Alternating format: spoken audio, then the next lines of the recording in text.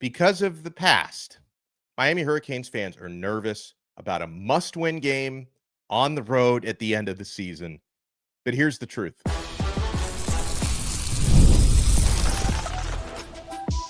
You are Locked On Canes, your daily podcast on the Miami Hurricanes, part of the Locked On Podcast Network, your team every day. I am Alex Donno, University of Miami alumnus, co-host of Locked On ACC and host of Post Game on the Hurricanes Radio Network. And thank you so much to the everydayers for making Locked On Canes your first listen. We're available free wherever you get your podcasts. We're on YouTube. We're part of the now #1 Locked On Podcast Network, your team every day. Today's episode is brought to you by Game Time. Download the Game Time app, create your account, and use code LOCKEDONCollege for $20 off your first purchase. On this loaded episode, we're going to answer you guys' questions about the CFP rankings, how the committee does it, why Miami is where they are. We're going to talk about Miami's roster, including Malachi Toney.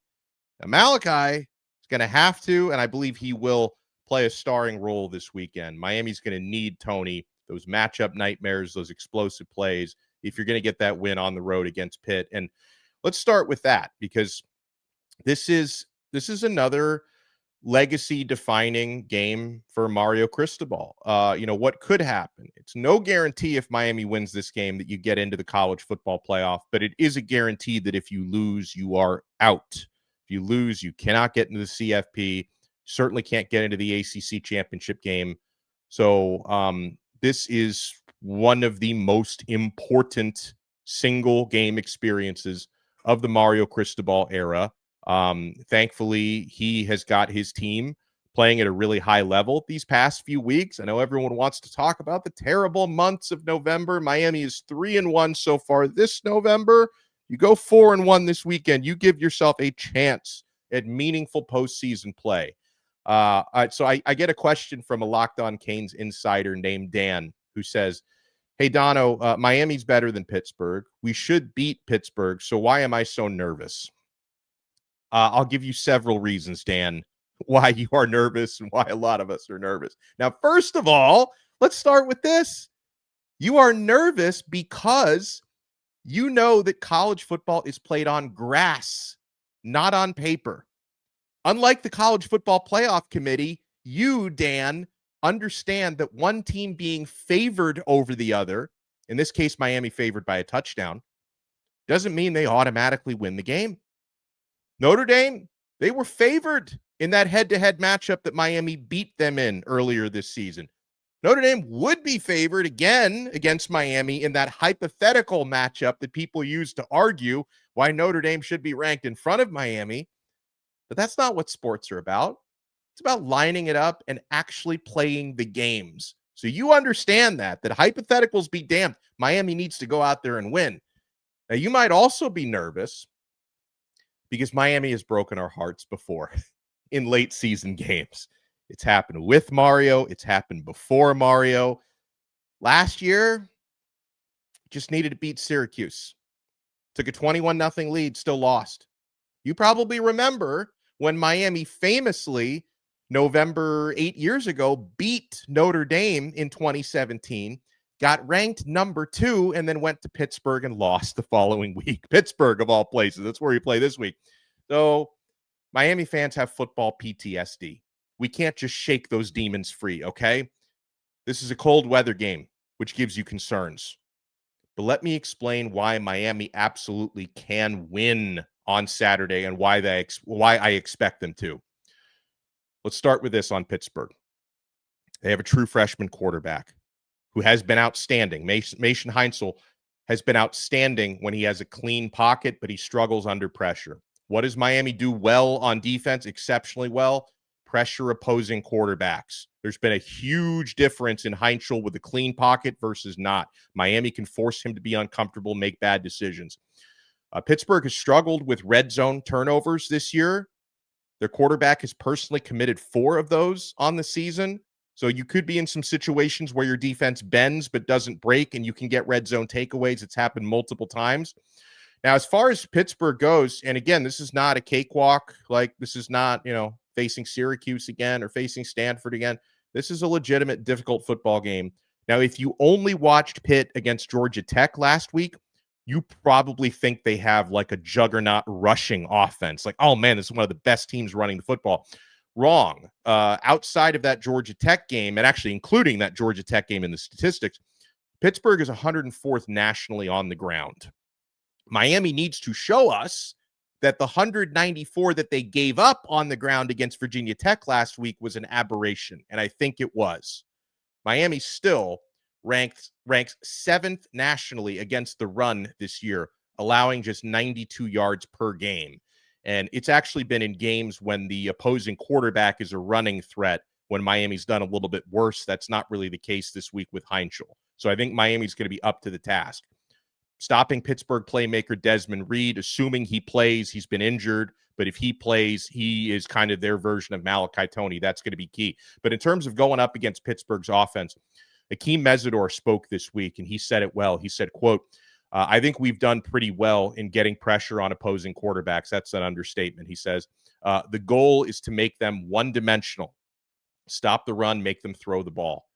Every week we want to pressure the quarterback, make him make mistakes. It's crucial for the defensive line to start hot and pressure the quarterback. And Heinschel has also been prone this year to hold on to the football for a long period of time.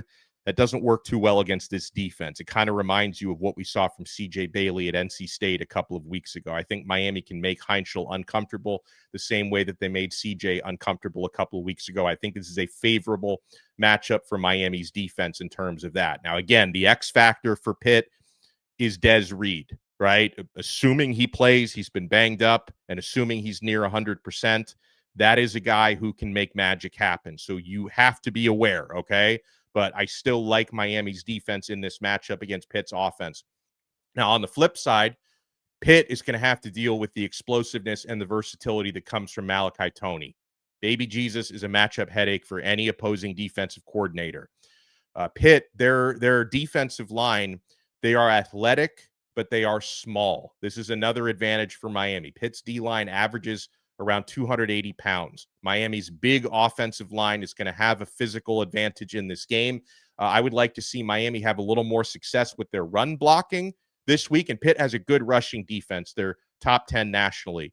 But I think the size advantage for Miami's offensive line, I think Miami's going to really want to bounce back and reestablish the run. They've got physical advantages there. They should be able to wear down that D-line.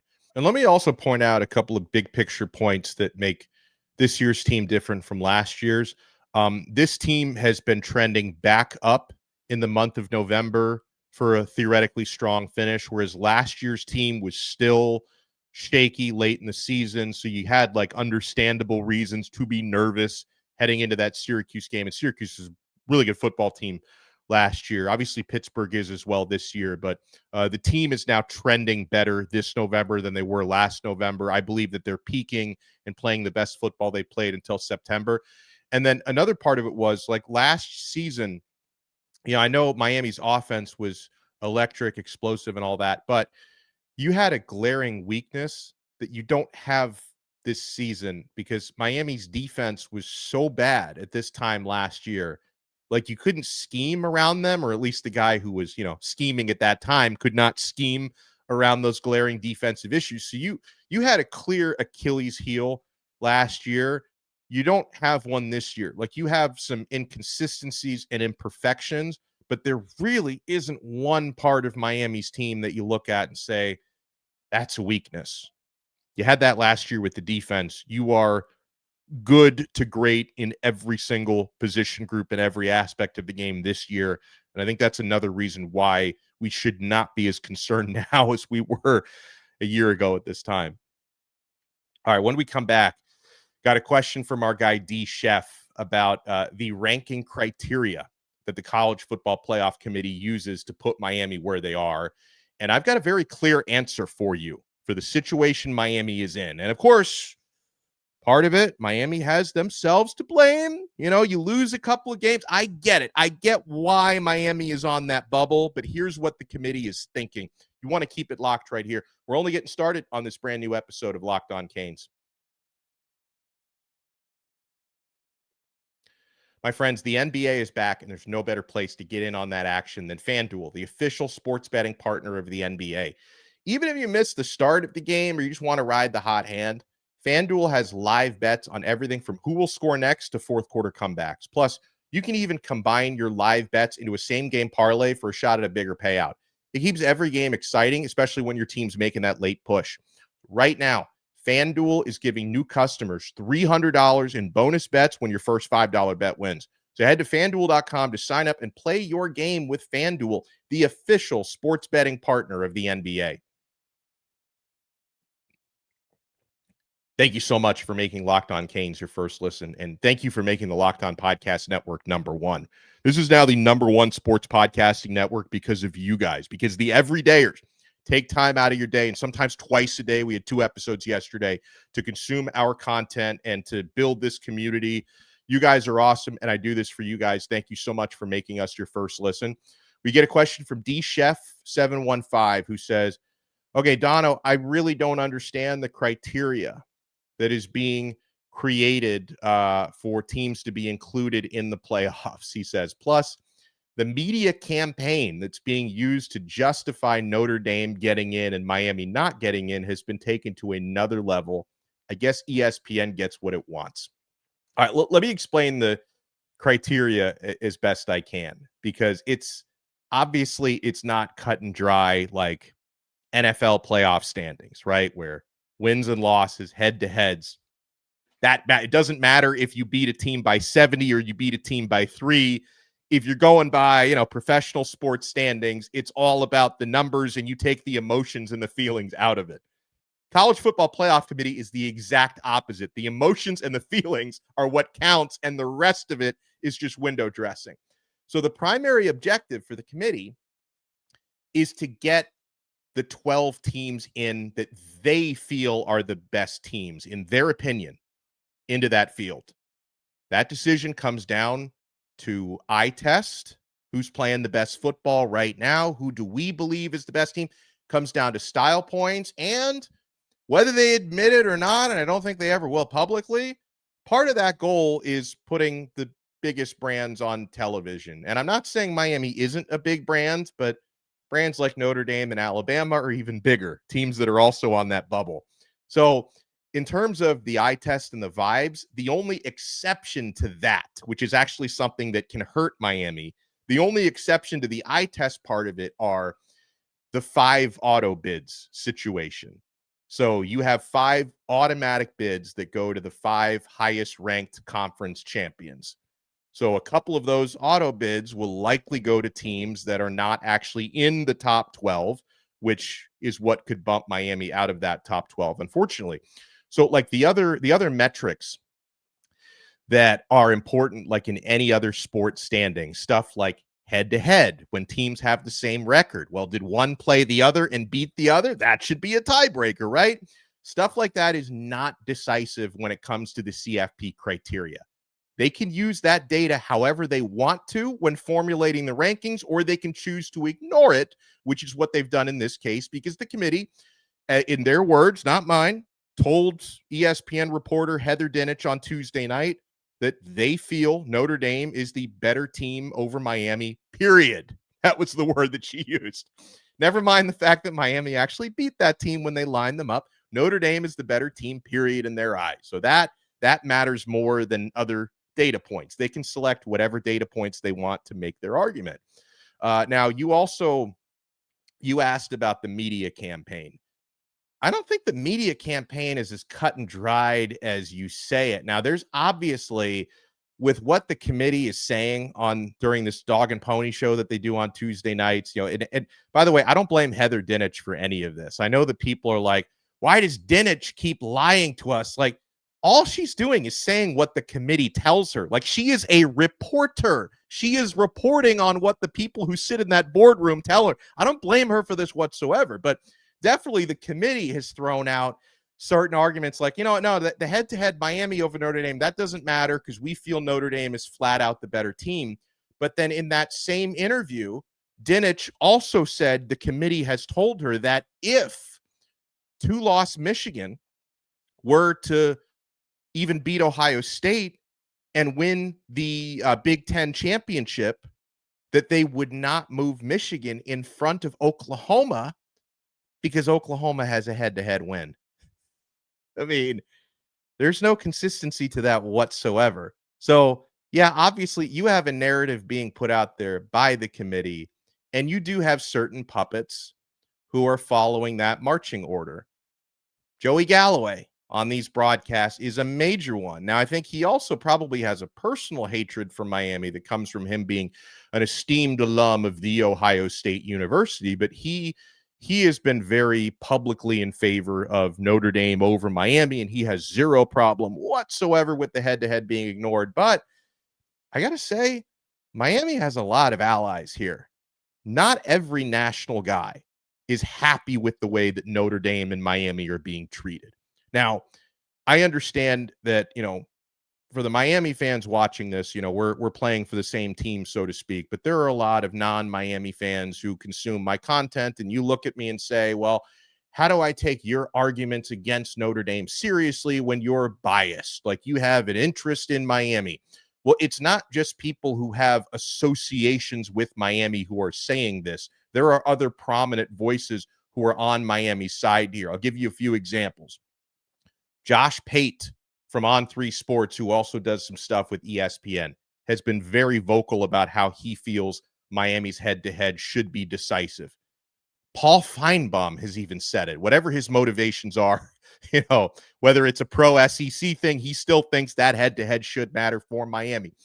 Booger McFarland, not a Miami guy. Booger was on that broadcast on Tuesday night, very vocal that none of the other data points should be as important as what happened on the freaking football field. That, you like Notre Dame because, the margin of victory is higher and they beat a common opponent by 20 points more than Miami. Well, what about what happened when they actually played? So Booger has been very vocal. Ari Wasserman from On3 Sports is another one. And again, these names, these are people who have no affiliation to the University of Miami. So if you don't want to take my word seriously, take theirs. Now, Wasserman actually wrote, I read the full column, and it's too long for me to read the whole thing, but he wrote a column for On3 Sports about in his words, the injustice that's taking place with Notre Dame. Let me read you a couple of excerpts from it, a paragraph that he put also on his social media feed. Wasserman says, okay, who does the public think is better? Notre Dame. Who do I think is better? Wasserman said, Notre Dame. But who cares what I think? I'm 30 games below 500 picking games against the spread on our podcast this year, he noted. Who cares what you think? The public is often wrong, which is why they have those big, beautiful buildings in the desert in southwestern Nevada. Data, feelings, projections, and what could happen are valuable, he said. They really are. They are good tools for helping the CF committee see the forest from the trees, especially when two similar teams haven't played each other. The committee is still lost and doing something no other group has done before it, prioritizing data and metrics over actual results, he said. So that's someone who is not affiliated with Miami whatsoever, he's arguing for common sense over vibes and narratives. So Miami does have some allies in this discussion right now, and we're not on an island on this one. We get a question from David in Vero Beach who says, hey, if the arrogance committee puts the Irish in the playoffs over the ACC should take a long, hard look at their relationship with Notre Dame. They don't bring anything significant to the ACC other than maybe football. So if the arrogance committee is not going to value what happens on the field over what happens in their corrupt, arrogant minds, then why do we play Notre Dame? Joey Galloway, the original Ohio State, makes it sound like a week 1 win over Notre Dame means nothing. If it was Ohio State getting screwed, he would sing an entirely different tune. Well, first of all, the ACC has no guts. Second of all,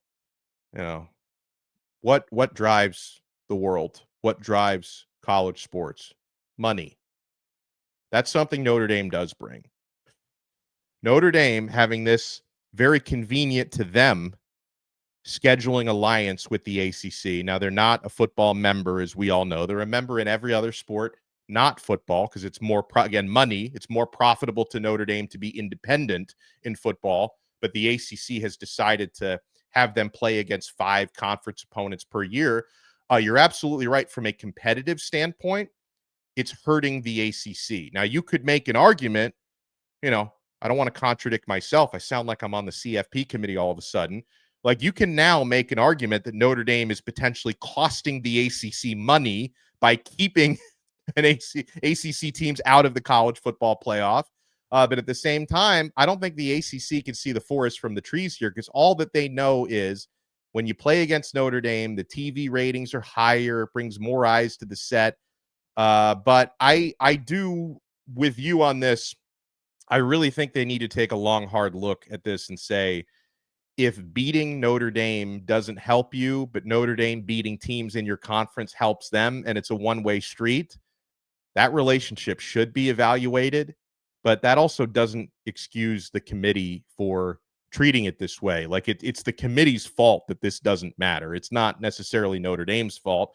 But you know what? If, teams within the ACC said, I'm refusing to schedule them, I don't want to play them anymore, maybe you force them to actually join a conference. But problem is, teams who are scheduled to play them know your game is going to be very highly rated. You're going to make extra money. So it really is. But the ACC, bottom line, they've got no guts. So I don't think anything's going to change about this. But you raise a great point. Hercules says, this is more of a comment than a question. Notre Dame passes the eye test, huh? That's an opinion. The facts are, number one, Miami beat Notre Dame. Number two, Notre Dame has played and beat mediocre teams since then. Number three, when Notre Dame played the two best teams on their schedule, they lost to both of them.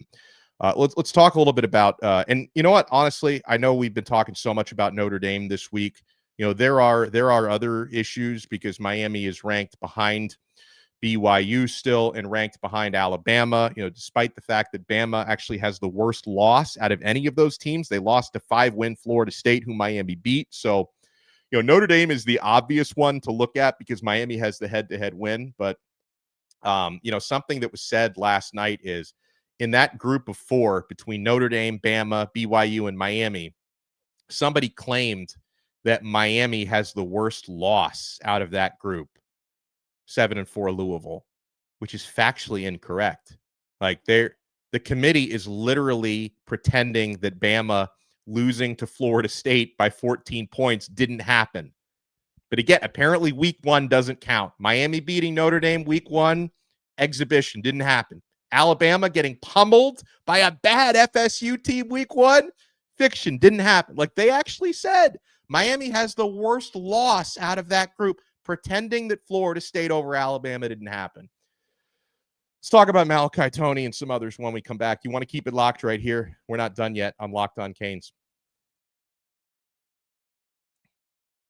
Folks, the only ticket app that I use is Game Time. College football is the best. The tailgates, the rivalries, the energy, there's nothing like it. But let's be real. Actually getting tickets can feel like more of a battle than the game itself, with endless queues, hidden fees, prices jumping at checkout. But that's why I use Game Time, the app that gives the advantage back to the fans. It's the easiest way to score last-minute tickets at the best prices with no surprise fees. What you see is what you pay. And if anyone's going to be heading up to Pittsburgh, or maybe you live in that area, I'm looking at tickets starting at $33 for that must-win game. $33 will get you into, what is it, Acrisure State, Heinz Field. I still call it Heinz Field. $33 will get you in. You're going to find the best prices at Game Time. Folks, honestly, it's faster, it's cheaper, less stressful than any other way I bought tickets. So take the guesswork out of buying college football tickets with Game Time. Download the Game Time app, create your account, and use code LOCKEDONCollege for $20 off your first purchase. Terms apply. Again, that's promo code LOCKEDONCollege for $20 off. Swipe, tap, ticket, go! Download the Game Time app today. Thank you for making Locked On Canes your first listen. By the way, if you want to become a Locked On Canes insider, you can click the link in the show description below. Try it free for 14 days. You get text messages from my phone to yours, breaking news, recruiting scoops, show updates, questions and answers. We've been answering questions today. Try it free for 14 days, and then if you like it, you can opt in for $4.99 a month. We get a question from Tim in Port Orange. He says, hey, my question is regarding Malachi Toney. With him having such a breakout year and such a name recognition situation in the country, do you have any idea what his NIL allotment was for 2025 and what it might be going into the 2026 season? He says, I don't want to see us lose him heading into next year. I don't know what Malachi Toney's allotment is, but this is me speaking for me, not speaking for anybody else, because I can't tell you what's actually going on behind the scenes, but I have an educated, knowledge of the way this stuff works. Yeah, you can expect Malachi Toney to get a raise next year. He is definitely earning himself a bigger NIL deal in 2026 than he had in 2025. There is also the third party component, and Malachi he's one of the most popular names now in all of college football, certainly in this community. And he, born and raised in this community. So I would imagine the third party businesses in South Florida are getting behind Malachi Toney, and he's got his share of both the local national NIL deals along with the revenue sharing. I can pretty confidently say that Miami will do whatever it takes to keep Malachi Toney in the best possible financial situation. So don't, if anyone tries to poach him, which is always going to happen, great players are always getting tampered with. Miami would do whatever they have to do to keep Malachi here and keep him in the South Florida community. So I wouldn't worry too much about it, but he's going to be getting some illegal tampering phone calls, but I think, I don't have any reason to believe he's not happy at the U right now, and Miami will do whatever they have to do to keep him. We get a question from Bob in Louisville. What's going on with Jordan Lyle? He says, well, I know he's been battling injuries, so, I don't know how he feels day to day, but that's been a huge factor on his season. You could see even when Lyle came back from injury, he didn't really look the same. And then, of course, the excellent performances we've gotten from Gerard Pringle. Like Pringle has passed him, and he's passed most everybody on the depth chart. He started the last couple of games. He even started after Mark Fletcher returned. So that, I think a combination of those two things has bumped Lyle out of the rotation. I don't know what he's going to decide to do with his future, but, I know he's going to assess his situation here.